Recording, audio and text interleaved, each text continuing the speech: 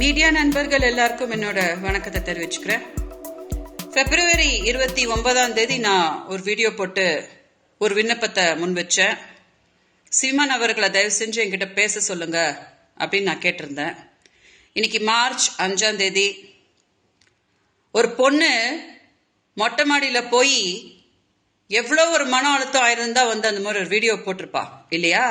ஆனா ஒரு பொண்ணு அந்த மாதிரி போடும்போது கூட பரவாயில்ல சாவட்டும் அப்படின்னு சொல்லி ஒருத்தன் விடுறான் அப்படின்னா, நான் இன்னைக்கு தமிழ்நாட்டில் எல்லாருக்கும் சொல்லிக்கிறேன். ஓகே, 2008 எங்க அக்காவோட பிரச்சனைக்காக தான் நாங்க சீமான்கிட்ட போனது. அப்ப சீமானுக்கு திருமணம் ஆயிருக்கல. என்னை திருமணம் பண்ணிக்கிறேன்னு சொல்லிட்டு என் கூட 3 வருஷம் குடும்பம் நடத்தி என் வாழ்க்கையை சீரழிச்சு ரகசியமா எனக்கோட திருமணமும் பண்ணி அதை வெளியில சொல்லாம தலைவர் பிரபாகரன் அவர்களை வந்து சொல்லி என்னை ஏமாத்தி எல்லாத்தையும் நாசம் பண்ணாரு. அதுக்கப்புறம் இவருக்கு ஏதோ பிரச்சனை அப்படின்னு சொல்லிட்டு என்னை அப்படியே நடுரோட்ல விட்டுட்டு போனாரு.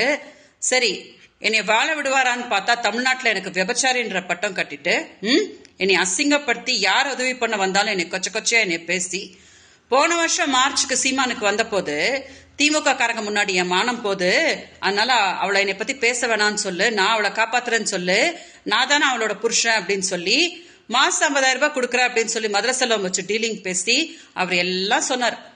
சரின்னு எல்லாத்துக்கும் ஒத்துக்கிட்டு இன்னைக்கு என்னமோ கைவெளி தான் என்னமோ தன்னோட பெரிய உயிரின்ற மாதிரி டிராமா போடுறாரு இல்லையா? தினம் என்கிட்ட வீடியோஸ் வாங்கின்னு மார்ச்ல இருந்து ஆகஸ்ட் வரைக்கும் சீமான் பண்ண அட்டூழியம் இருக்கு இல்லையா? அது 1-2 கிடையாது. அதனாலதான் நான் கதறிட்டு வந்து கம்ப்ளைண்ட் கொடுத்தேன். இப்போ கர்நாடகால என்னால வாழ முடியல அப்படின்னு நான் சொன்னா கூட பரவாயில்ல நீ கர்நாடகால சாவு அப்படின்னு விடுறாருன்னா அடுத்ததான் அதுதான் வந்து நடக்க போகுது. ஓகே, இதுதான் கடைசி வீடியோ தமிழ்நாட்டுக்கு. இன்னும் 2 நாள் கழிச்சு கர்நாடகா உங்களுக்கு தெரியப்படுத்துவாங்க நான் எப்படி செத்தேன்னு சொல்லிட்டு. கர்நாடகாவுக்கு வந்து எல்லாம் விளக்கிட்டு ஜக்கேஷ் என்ற நடிகர் கூடலாம் என்னை சேர்த்து வச்சு பேசி என்னை ரொம்ப கொச்சப்படுத்தி ரொம்ப மன அழுத்தம் கொடுத்து கர்நாடகால பொண்ணுன்றதுக்காக என்னை ரொம்ப டார்ச்சர் பண்ணி அமிச்சாரு. அதனாலதான் நான் இந்த முடிவு எடுத்திருக்கேன் அப்படின்னு சொல்லிட்டு நான் வந்து என் உயிரை வந்து நான் முடிச்சுட்டு அந்த நியூஸ் அபிஷியலா உங்களுக்கு கர்நாடகா கொடுப்பாங்க.